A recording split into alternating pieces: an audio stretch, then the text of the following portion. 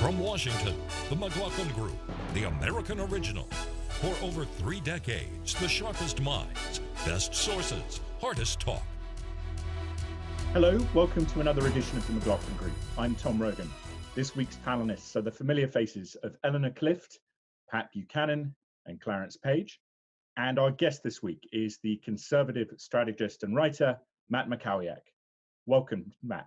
Thank you. Okay, we'll get to our first issue, which is Issue 1, Ballot Battles.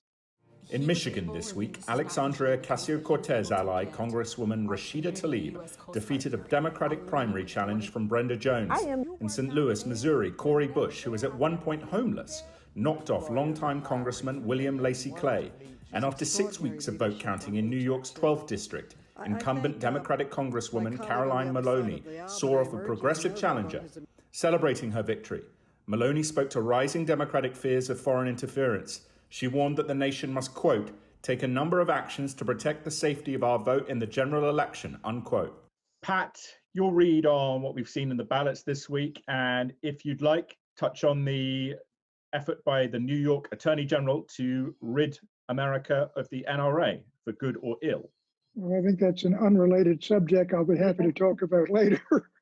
But let me say this. I think the whole primary season has seen the rise of energetic, fiery movement in the left wing of the Democratic Party, represented by AOC, BLM, Antifa, the Bernie Bros, and others, who didn't win all their races.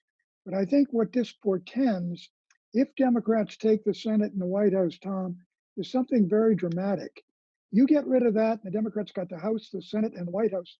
The whole Democratic agenda on guns, on immigration, on taxes, on spending can be gotten through both houses by simple majorities. And then President Biden will be on the spot. This is enormously important, but it's contingent upon what happens, I think, in November. Eleanor. We're going from Cori Bush winning a congressional seat in Missouri, knocking out a Democrat who'd been in that seat for 20 years, whose father had held the seat before him and was a founder of the Black Caucus. That is the new overtaking the old and people getting complacent. Carolyn Maloney's victory finally in New York has nothing to do with this. That's all about mail-in ballots and a district being overwhelmed with mail-in ballots. I'd like to focus on Missouri passing Medicaid expansion a month after another red state, Oklahoma, also passed Medicaid extension. The Democratic Party, yes, it's moving left. The country is moving left. The country wants health care. Joe Biden, over 40 years in political life, has been very successful at finding the center of the country, the center of the political party. He's going to do the same thing. Pat is trying to scare us into adopting or believing Trump's prediction here that this is the radical takeover. I love the way he adds Antifa in with the genuine Democratic victories here. Nice try, Pat, but this is America talking and Biden is listening. Matt, your thoughts? Well, just quickly on the Antifa point, I mean, you had this pretty striking moment in the middle of this week where Democratic Senator Marie Hirono of Hawaii refused to condemn Antifa. And in fact, when she was sort of asked pointedly to do so by Senator Ted Cruz, who was chairing a subcommittee hearing, she walked out with a bit of theatrics. So, I do think that's something to watch. You don't see Democrats, for the most part, condemning the actions of Antifa in our cities. But if you step back and you look at the primaries, I don't know that we saw anything this week that tells us anything significant. We did see this 6 or 8 week long delay in the New York congressional race where Carolyn Maloney was successful, but they had huge problems with the increased number of mail ballots, of dealing with whether they were postmarked, whether they weren't, how to handle it if they weren't postmarked, getting them in time, getting them opened, getting them reviewed. In Kansas, I think probably the most significant result was Republicans not committing political electoral suicide in nominating Chris Kobach as their U.S. Senate candidate and potentially really conceding the Senate majority by putting Kansas in play for the first time in, I forget, 70 years or something like that. They nominated a mainstream member, Congressman Roger Marshall, really by a pretty decisive margin. So I think that is going to give Republican Senate candidates and incumbents new hope that they could potentially hold the majority. It's going to be very close, maybe one seat either way. And that's why, to the point that was raised earlier by Pat, the question of changing the filibuster, if it is just a strict majority vote in the Senate, you could have Joe Manchin block that if it's a 51 Democrat seat majority in January. He's already said he does not want to see the filibuster gotten rid of. So there's a lot here going on. To me, the primaries only matter to the extent that they help one party or another increase their chances to A, pick up seats, or B, gain majorities in either the House or the Senate. Clarence, your thoughts on these races, but also on the broader idea that Representative Maloney made, that we have to be aware of potential threats to the election from the Russians and other malevolent actors, as they may be. I think she raises a very serious point there. As we saw in the last election, the idea of Russian interference, or just outside interference in general, is a very real threat. It's going on now. Our intelligence agencies have pointed this out repeatedly. We got to take it seriously. But at the same time, we also have a lot of other problems possibly developing with mail-in ballots and the whole system of trying to run an election during the late stages of a pandemic. This is something we haven't done before. I think we're gonna pull through it, okay? But if anybody won this week, it was not Antifa. It was certainly among Democrats. What was important was being able to pull in those swing voters and the people who were apathetic 4 years ago, who seem to be very apathetic now, and that kind of involvement, especially out there in I think about Missouri, Ferguson, Missouri, which is where the current congressman there hails from.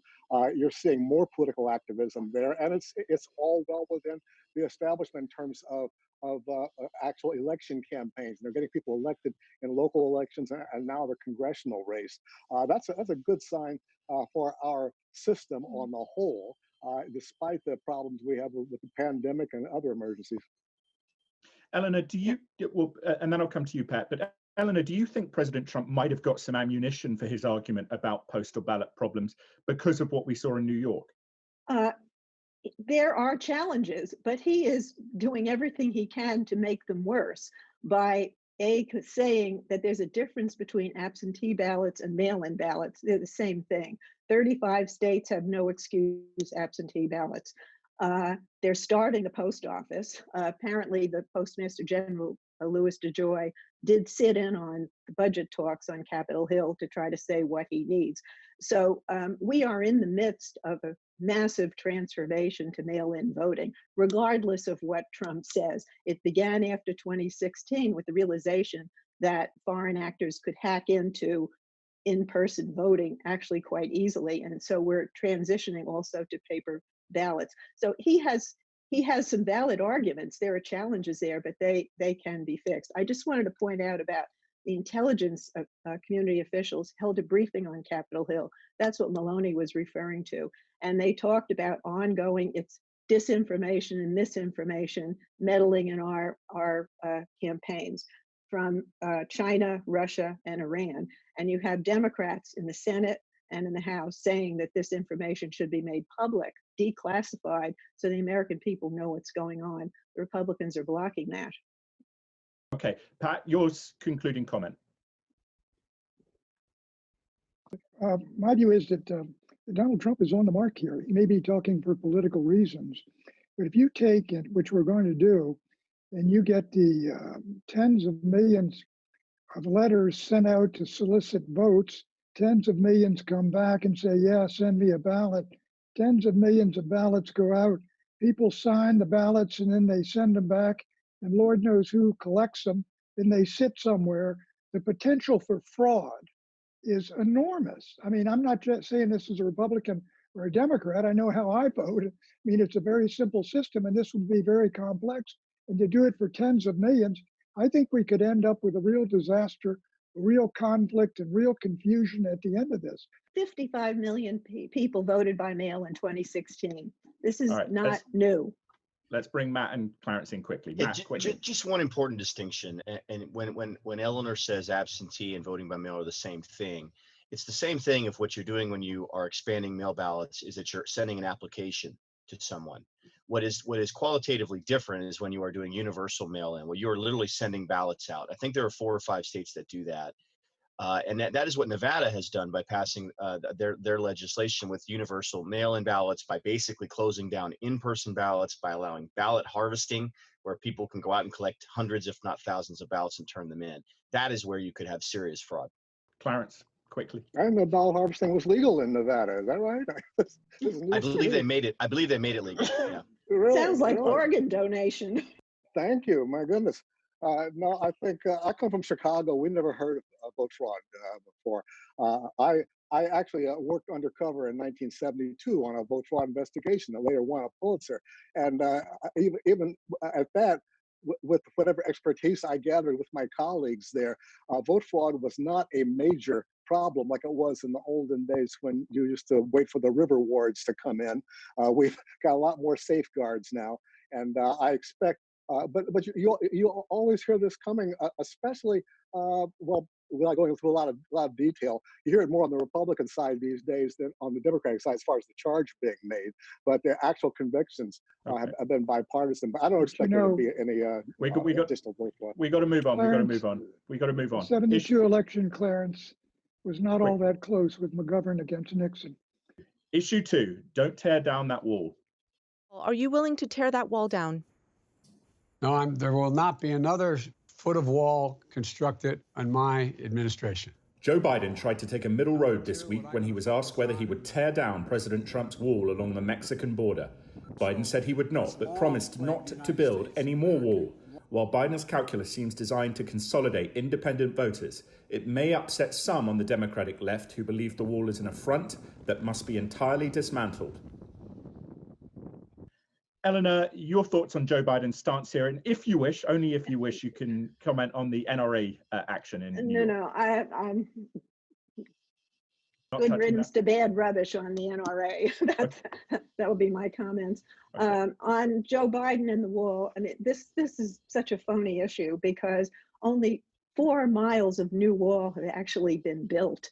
The rest of it, I think Trump takes credit for some 400 miles or 200 miles. I don't know what it is. Basically, it's repairing and fortifying a fence or barricade that was put up by his predecessors, Barack Obama and George W. Bush. There's no point in tearing that down. It's fine, keep it there. I think Biden took the appropriate role. I don't think anybody's calling for tearing down the wall and the money that would cost. No. Pat, your thoughts?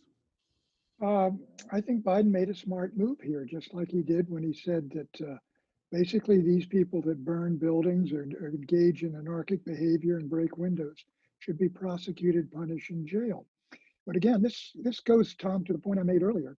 This issue of immigration, if you get both houses under the Democrats, they're going to go for amnesty for the 11 million, an end to deportations, cutting back on ICE, cutting back on the Border Patrol, doing all these things that they promised to do. And Biden is going to be in a battle, if he's president, against the folks, many of them centrist and moderate Democrats, who believe America's borders ought to be secured and the invasion ought to be ended. Clarence. Well, the polling I've seen on the wall shows very much like 4 years ago, but actually the wall is losing some support in Gallup at a couple of points less. And you find Republicans overwhelmingly favor the wall. Democrats overwhelmingly oppose it by even a larger margin, and the people in the middle are split down the middle. But is this a decisive issue for the election? I don't think so. I think it's lost a lot of steam. Okay, your thoughts, Matt? Yeah, I agree with Pat on this. I think I think it's pretty nonsensical to say that you're going to tear down existing wall. I'm not sure that there's much of a distinction to be made about whether a fence was upgraded to actual wall or whether it's new wall. Obviously, there are environmental impact studies and eminent domain. It takes time to build new wall. I think the administration's at around 250 miles of either new or upgraded wall since he came in. They'll be at 300 miles by the end of August, and they'll be at 500 by the end of the year. Look, from the beginning, the distinction I've always made when it comes to border wall is that you have to focus in the urban areas. There's probably not as much support for putting the border wall in the rural areas. They're very hard to get to. They're less necessary because there aren't towns in those areas. The area, it's very rugged. terrain. You might be 4,000 feet in the air in the Davis Mountains or in the middle of the Rio Grande River. It's the urban areas where you can cross the border and blend in to the border towns where you have those problems. And so prioritizing those urban areas, which is what Trump's administration has done, is smart. But to Biden here, I think he's been smart too. His base does not want more wall. That's absolutely true. But he's not taken the irresponsible position that Julian Castro and Beto O'Rourke and some other progressives have taken, which is to remove existing border security. Eleanor, and then I'll come to Pat. When Trump is gone, the fight over the wall is over. And the figure that I stated, about 4 miles of new walls, not something I made up. It comes from the U.S. Border and Customs Control. So this is existing fence. It's been fortified. It would have been fortified probably if there were a Democrat in office. This is the way we operate it. It is so totally a non-issue. And I'm glad to see it die in the dust. Pat. I think if the debates are carried out, the 3 debates, it will come up in those debates, and the President of the United States will drive the issue right to Joe Biden. And my guess is when he does, that Joe Biden will say, look, I agree, we got to secure the border, but we can do it various different ways. I don't think Biden is going to take the left-wing amnesty, end deportations, that position in the presidential debates, because there's nothing in it for him. He's got the open border sanctuary city people right now. All right, Clarence. Yeah, we don't disagree. That's right. Clarence, your No, concluding comment. that's why it's not a burning issue. I mean, protect from what? I mean, we don't have Russians coming across the border, southern border, but there is a perception with a lot of people that job competition and other resources may be taken by outsiders. That's why border security is important. People need to feel safe. Need to feel like they're being protected. Biden knows how to do that. Okay, the reason I wanted to bring up this NRA thing, even though no one else on the panel seems interested in it, is the idea of political speech, trying to shut down. To me, as much as clearly we know there has been grotesque mismanagement at the NRA, corruption potentially even, the idea of trying to shut down an organization entirely seems somewhat anathema to the American political tradition at its best. And to me, it's quite striking how people don't see it as more of a controversial thing, but maybe I'm wrong. Anyone want to jump in on that? Sure. Even the president doesn't seem very upset about it. He said they should go to Texas. They'd be happier in Texas anyway. All right, So, Matt, do you want to come in? Yeah, I was just going to say, I think they probably will leave New York. I don't know why they haven't already. It's basically, an anti-Second Amendment state, except for the rural areas. But look, I think you can make a distinction between whether the NRA was operating legally and lawfully in terms of expenditures, in terms of disclosures they were making to the state under state law, and then whether they should exist or not, right? It would be one thing to try to sanction them, try to fine them, try to prosecute them. It's another to say, we're going to make sure you don't exist at all. That does seem a bit of a step too far. Okay, Eleanor, do you want to add anything? Oh, Clarence, you want to add something? It's being prosecuted as a criminal organization. That's why the prosecutor is using that kind of language. And it seems like the tension is mostly on Wayne LaPierre. NRA's been having trouble for years internally. We're starting to see it now out in the open. But nobody's threatening their right to organize. That's a constitutionally protected right. NRA, most of its history, it was a gun safety organization and a marksmanship organization. It's only got political in the last half century. Okay, let's move on. Issue 3, we got to move on, Pat. Issue 3, Mr. Azar goes to Taipei. The Department of Health and Human Services announced this week that its secretary, Alex Azar, will soon visit Taiwan. Azar says he'll praise Taiwan's response to the coronavirus pandemic. But, believing Taiwan to be a breakaway province, China views this visit as a grievous affront to its national integrity. In a scathing editorial on Wednesday, Beijing's Global Times newspaper warned, quote, being a pawn in the US hardline strategy towards China will lead the island of Taiwan to unbearable disaster. The mainland has many cards, including the military card. More importantly, it is much more determined to play the cards than Washington, unquote. Pat, because I didn't get to you on the round robin the last time, you go first here. What are your thoughts? Well, look, I think that the Taiwanese have done a wonderful job ever since the Republic of China arrived in 1949. They're democratic, they're friends. But I wonder exactly what the timing of this is about and what we are all doing. And are we looking down at the end game? I mean, Clearly, Beijing is appalled and angry that we tend to extend greater recognition to what they consider a breakaway province, and we've had to deal with them. So I'm not sure, and I don't believe it's been explained by Secretary of State Pompeo, where this all ends. Challenges in the South China Sea, condemning them for Hong Kong, fine. Condemning them for the Uyghurs, going to Taiwan. What is the final objective American strategy? Is it Cold War II? I applaud the secretary going to Taiwan. He might learn something. They have 26 million people. They have like 400 and some odd cases. And what they did was social distancing and wearing masks. They didn't do anything more extraordinary than that. So he might learn something. And I think, Trump just likes to yank China's chain. And I don't think anybody's thought the number 2, 3, and 4 steps after this. It just feels good. Now, a Clinton top official, or secretary of the EPA, visited there when Obama was in office. So this is not completely, unprecedented. What's different is that there is a memorial to the former president of Taiwan. And will Azar attend that? I mean, I think that the Chinese would really see as an affront. And he hasn't said yet whether he's actually going to do that. Matt? Yeah, and look, China has been focused on Taiwan for some time. They just put sanctions on Lockheed Martin for arms sales to Taiwan.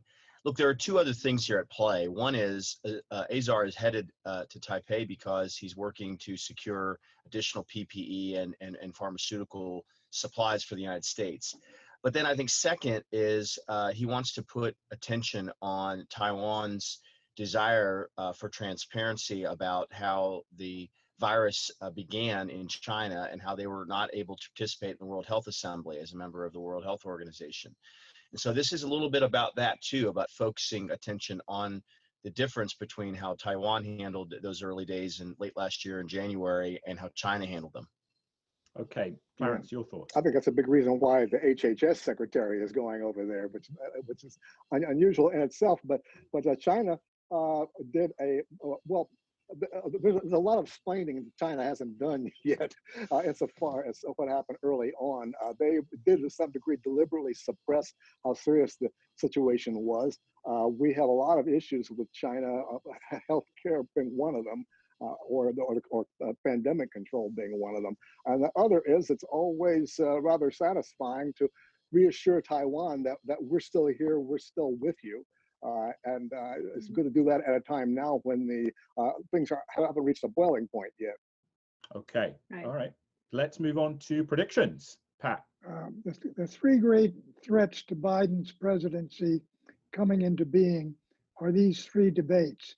And I think the neocons know that, a number of Democrats know that, a number of the media know that, and they've been pushing for the idea that Biden should throw the debates out. Trump is not worth debating, and I think this is going to be a major battle coming up inside the Biden campaign.